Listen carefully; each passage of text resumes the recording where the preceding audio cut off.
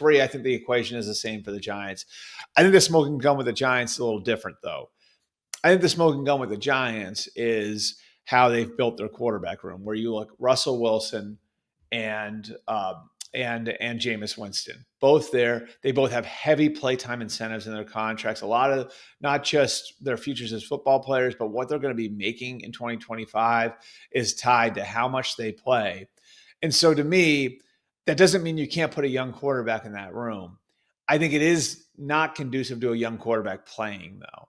And so if you're drafting a young quarterback, third overall, if you're Brian Daboll and Joe Schoen and your jobs are on the line, are you really going to use the third overall pick to take a young quarterback and then redshirt him? Or do you look at it again with that model I gave you on Cleveland and say, we're going to take the best player who can help us right now, third overall, and then we're going to turn around and maybe take a quarterback on day 2 that we can develop? I just don't think the way the Giants have set that up is conducive to starting a rookie quarterback. Again, you can put a young quarterback in that room, but it's not the most conducive environment to starting a young quarterback. And so if it's not a quarterback, which way do they go? Well, Hunter would be the cleanest pick for them. Hunter, because they've got questions at corner. They could use another receiver opposite Malik Neighbors. There's a million different ways the Giants could use him. Obviously, having Travis Hunter would enhance whoever you've got at quarterback.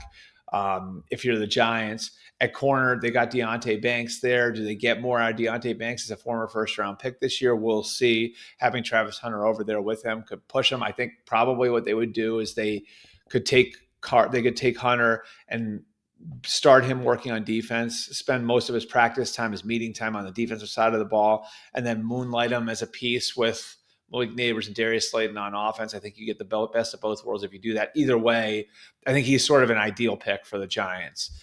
If Hunter's gone, if Cleveland decides they're going to take Hunter at 2, Carter's a little bit of a more difficult fit.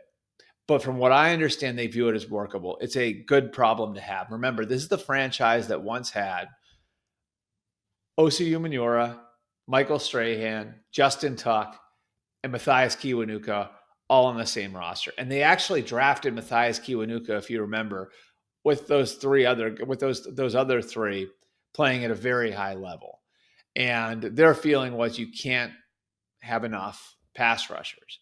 And I think Abdul Carter, if you look at him in a vacuum and what he is in a vacuum, to me, like, he was an off-ball linebacker his first 2 years in college. So what Shane Bowen and that defensive staff could do is they could take him and say, on early downs, we're going to use you as kind of this jack of all trades, off-ball linebacker, move you around a bunch, and then have Thibodeau and Burns on the edges, right?